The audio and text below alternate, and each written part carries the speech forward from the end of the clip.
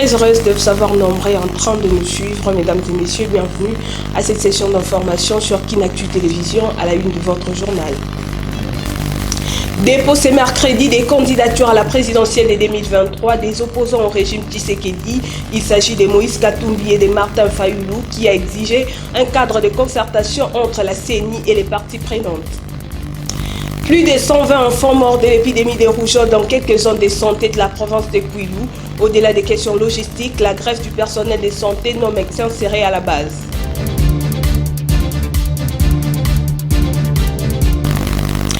Une fois de plus, bienvenue à tous. Abordons la polémique autour de l'arrivée de l'ancien président de la Tanzanie, Jakaya Kikwete, dans la ville de Lubumbashi. À ce sujet, Patrick Muyaya, porte-parole du gouvernement, a fixé l'opinion. Regardez. À quel titre il est venu? Il est bien évidemment ancien président de la Tanzanie, mais il est aujourd'hui qui? C'est le chairman du panel de ce qu'on appelle elders en anglais de la SADC. Vous savez que nous sommes engagés dans des discussions avec la SADC et qu'il y a quelques jours, on a convenu qu'il y a une force d'attente de la SADC qui devait se déployer ici en République démocratique du Congo. Et donc, en tant que tel, il va de soi qu'il doit avoir le président de la République. Il se trouve que le président de la République est à Lubumbashi. Il aurait été à Goma, il aurait été à Bukavu. Le président qui peut irait à Goma ou à Bukavu pour les rencontrer. Après, je vois qu'il y a beaucoup trop de spéculations qui n'ont pas lieu d'être. Heureusement que nous venons vous donner la bonne information. La bonne information, c'est qu'à ce titre, il est venu consulter évidemment le président de la République sur le sujet, dans les cadres de cette force de la SADC qui doit venir, mais dans les cadres de cette organisation régionale. Et il ne faut pas oublier que le président tanzanien connaît bien la situation de la région, parce que lorsqu'il était président, je pense en 2013, la Tanzanie avait fait partie de la FIB qui avait des faits aux côtés de nos phares des CLM23. Donc il n'y a pas, comme j'ai cru le voir, de tentative d'émiliation, ce n'était pas à l'ordre du jour de son agenda. Il a tenu un meeting à Kasumbalesa où il a rappelé que la période de la campagne électorale n'est pas ouverte, mais le président de la République, Félix-Antoine Tshisekedi, justifie sa présence par l'envie d'apercevoir ses réalisations pendant son premier mandat.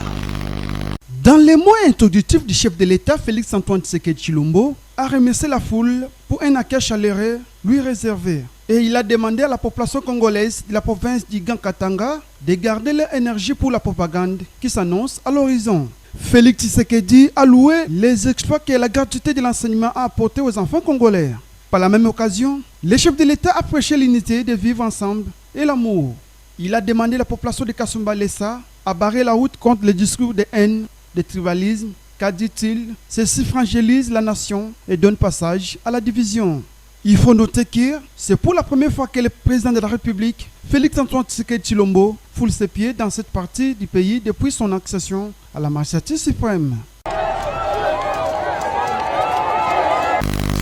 Revenons à Kinshasa, présidentielle 2023.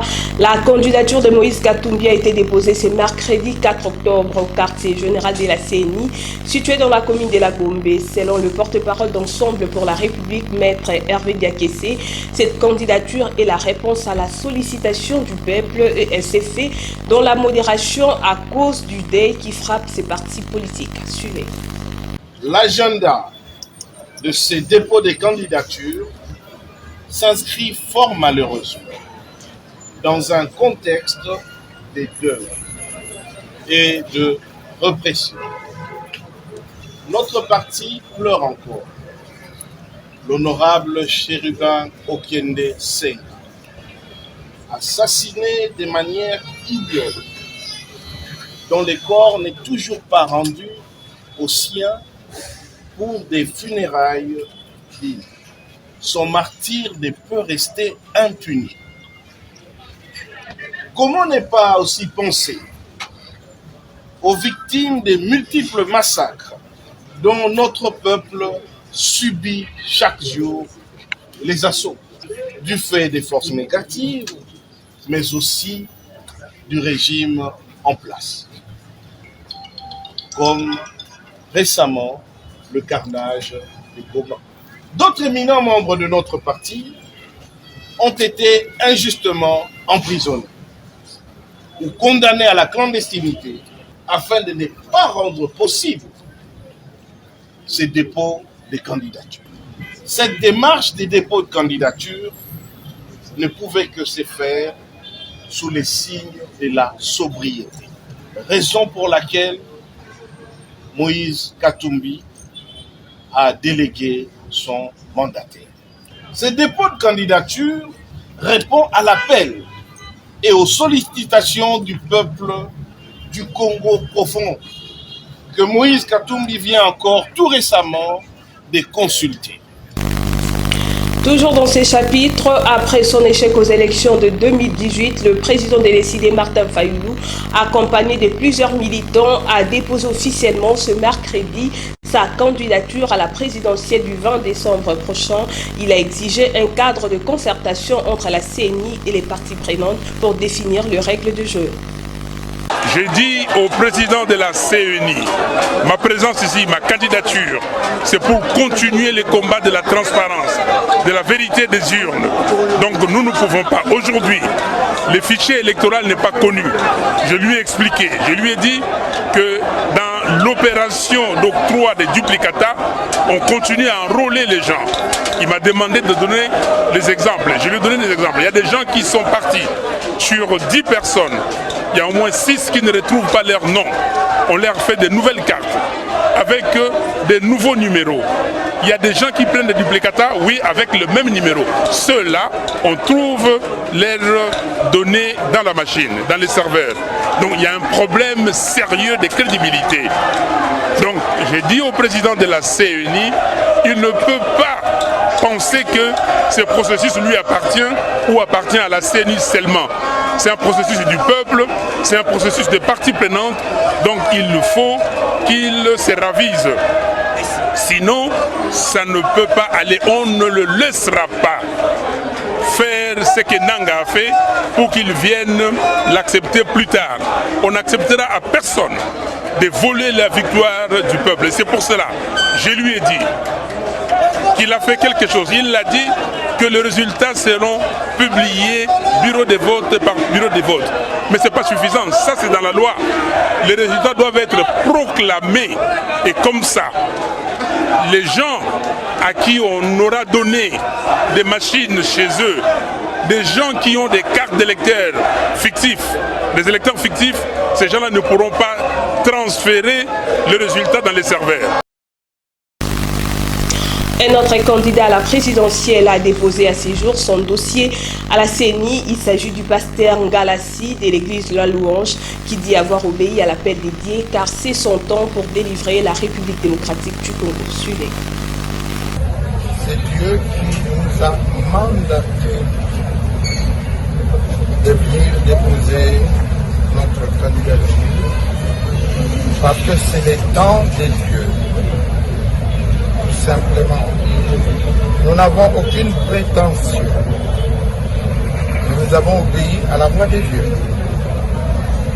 Dieu veut bénir cette nation parce que Dieu l'aime. Nous ne sommes pas là où nous ne sommes ni pour les uns ni pour les autres. Nous avons des églises où tout le monde est là-dedans, dans leurs différents partis politiques.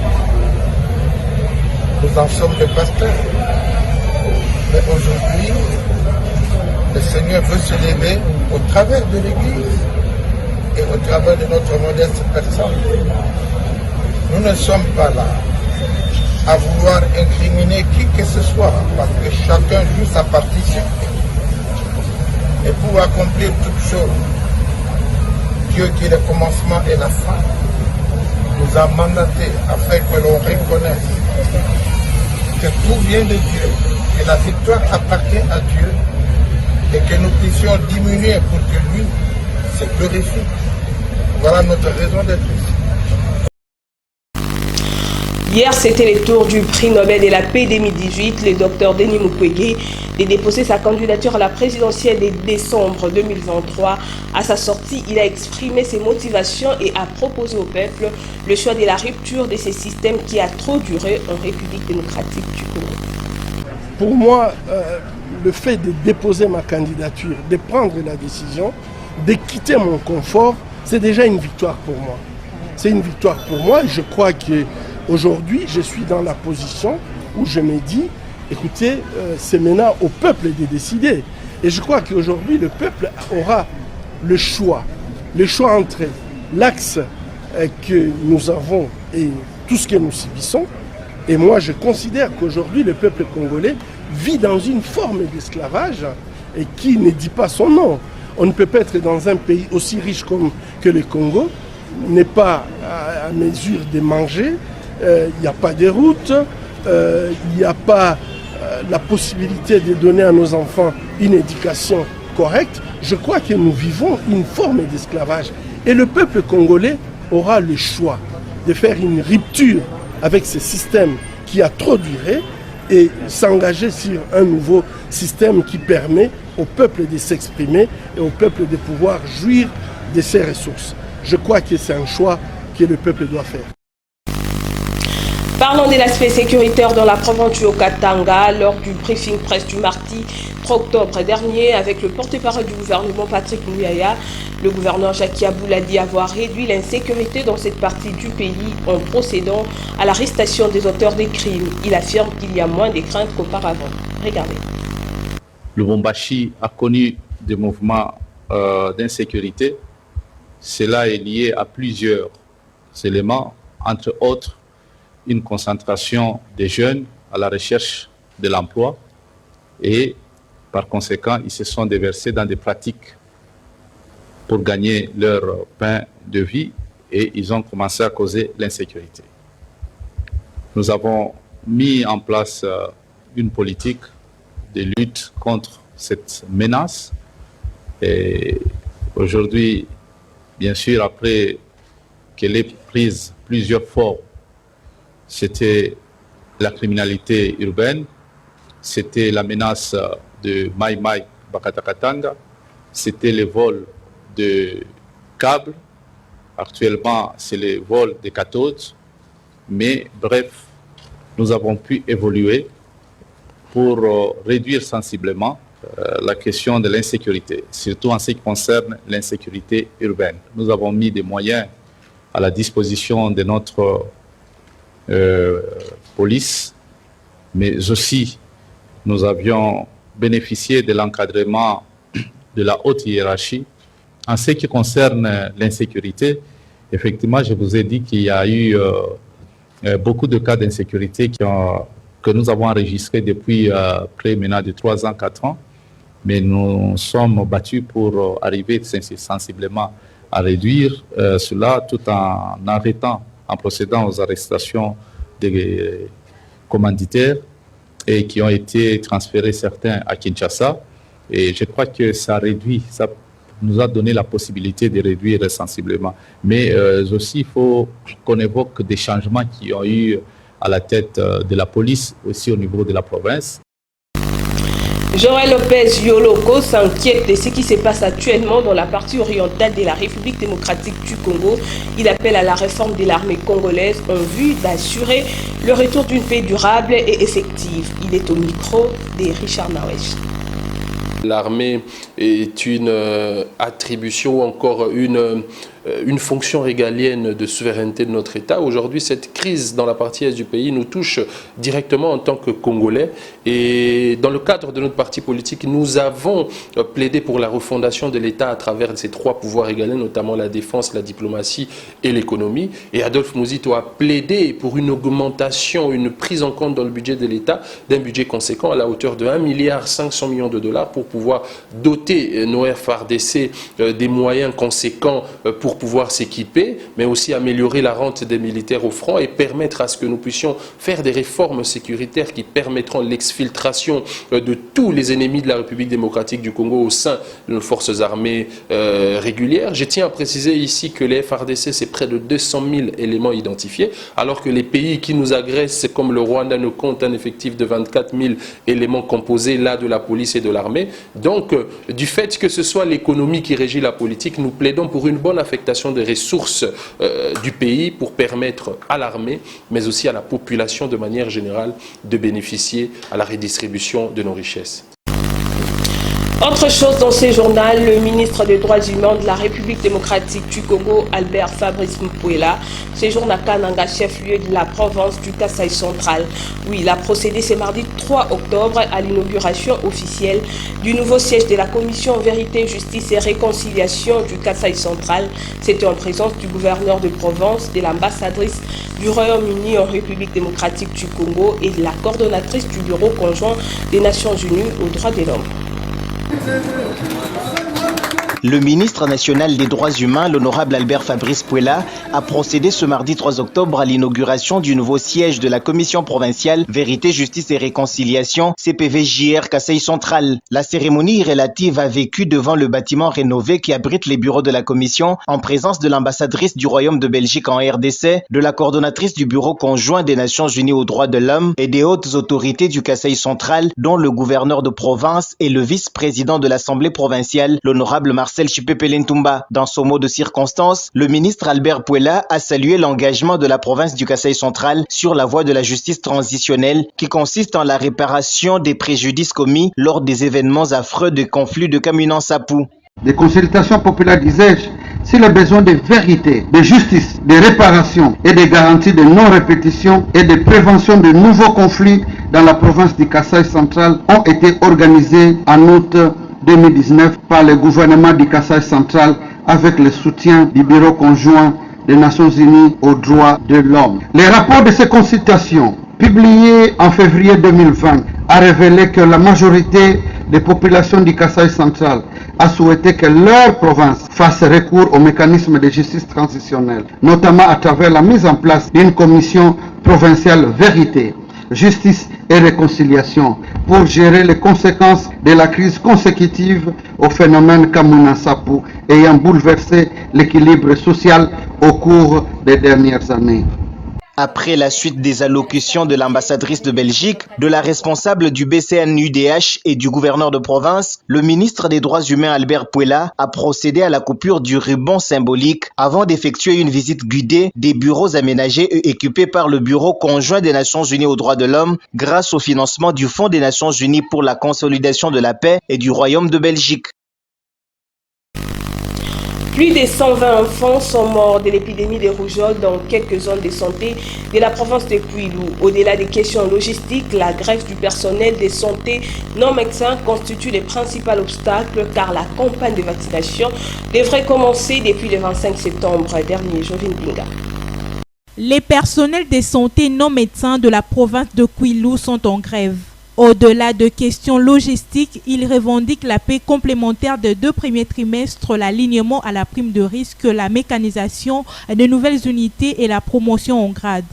Cette altercation constitue le principal obstacle causant les décès de plus de 120 enfants des suites de la rougeole dans 16 sur 24 zones de santé de cette partie du pays. Près de 6504 filles et garçons étaient touchés par cette épidémie, parmi lesquels ceux de moins de 5 ans sont les plus touchés, nombre évalué à 4551 enfants contre 108 décès pour cette tranche d'âge. En effet, de toutes les zones de santé, Mokala vient en tête avec 796 cas, suivi de Bulungu avec 668 et Koshibanda avec 688 cas. Des données rapportées sont essentiellement de janvier à juillet, un travail de routine qui a heurté à la grève des infirmiers et personnels administratifs de la santé. Rappelons que la campagne de vaccination contre l'épidémie de rougeole dans ces coins du pays devrait commencer depuis le 25 septembre dernier. Poursuivons ces journaux par l'état des lieux des entreprises du portefeuille de l'État.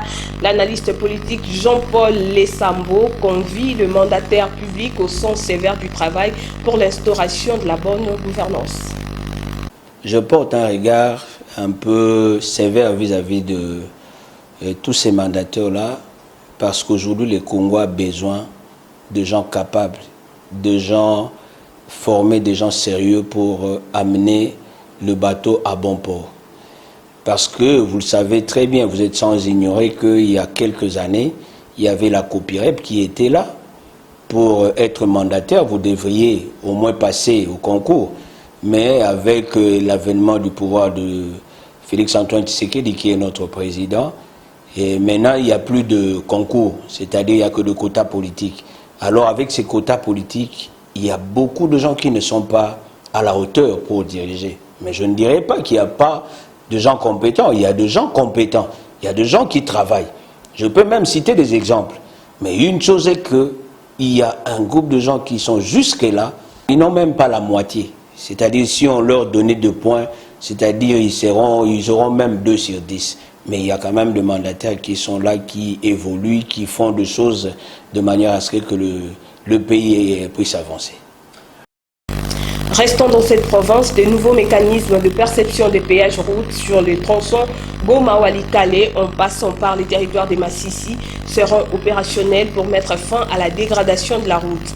Ceci fait suite à la réunion qu'a tenue ce mercredi 4 octobre le conseiller principal du gouverneur en charge des reconstructions, maître David Kamoua, avec les transporteurs. Problématique du délabrement avancé de l'axe routier Sac-Massissi-Cachebéré, les gouvernements provinciaux du Nord Kivu et les transporteurs empruntant cette route s'accordent sur de nouvelles stratégies pour maintenir cet axe en état carrossable.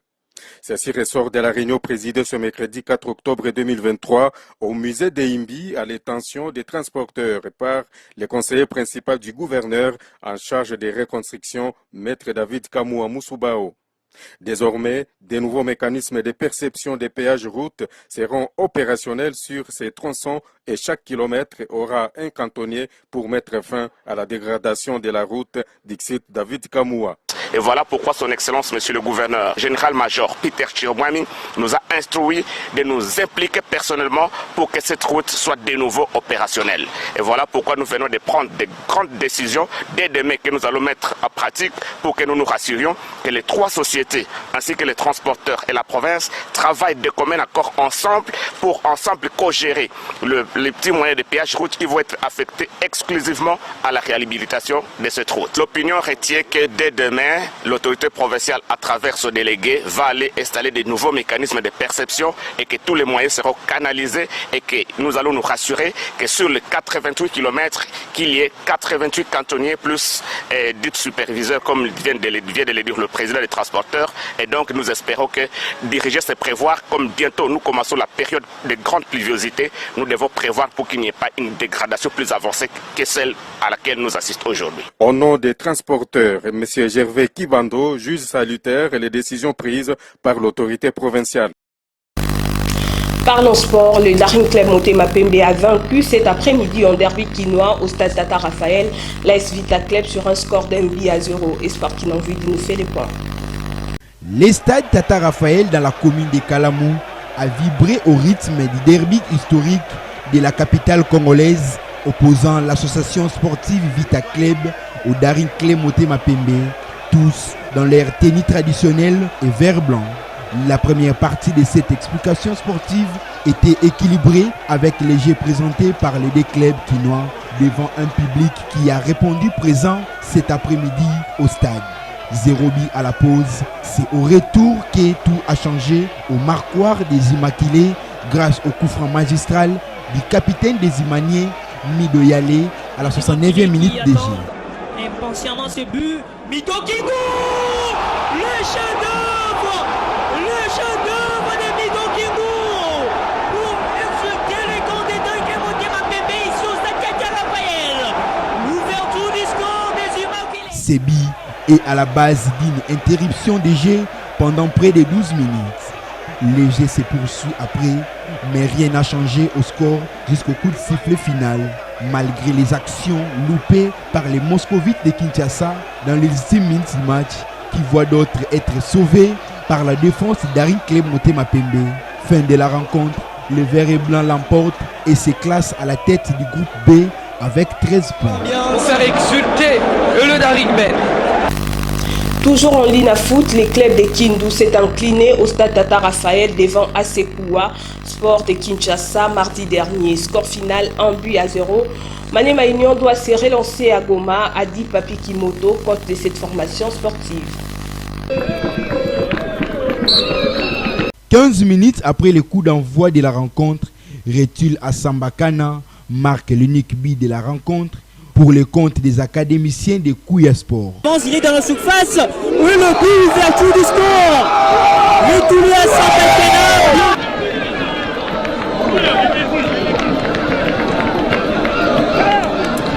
Bien servi, Retul Asambakana. Une défaite encaissée par les techniciens congolais Papi Kimoto au terme de cette explication sportive. C'est un championnat, c'est un marathon.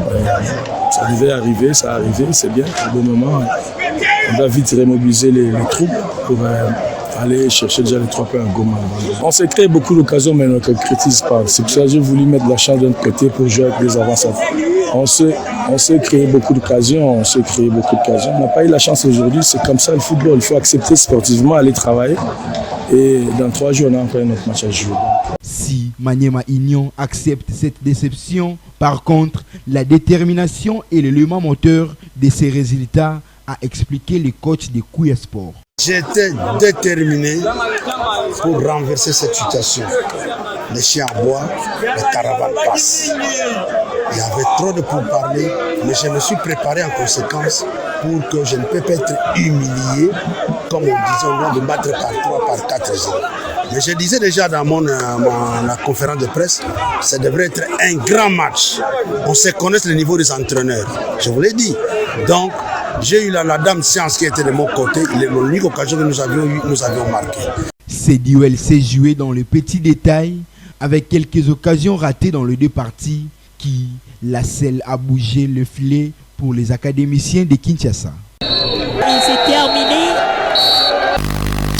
Le valeur nutritive, parlons-en. Que savez-vous du maracuja? Ruth Mboua nous en dit plus. Pour prévenir. Grande édition du journal, mais avant de nous quitter, place au rappel des titres. Dépôt ce mercredi des candidatures à la présidentielle de 2023 des opposants au régime Tshisekedi.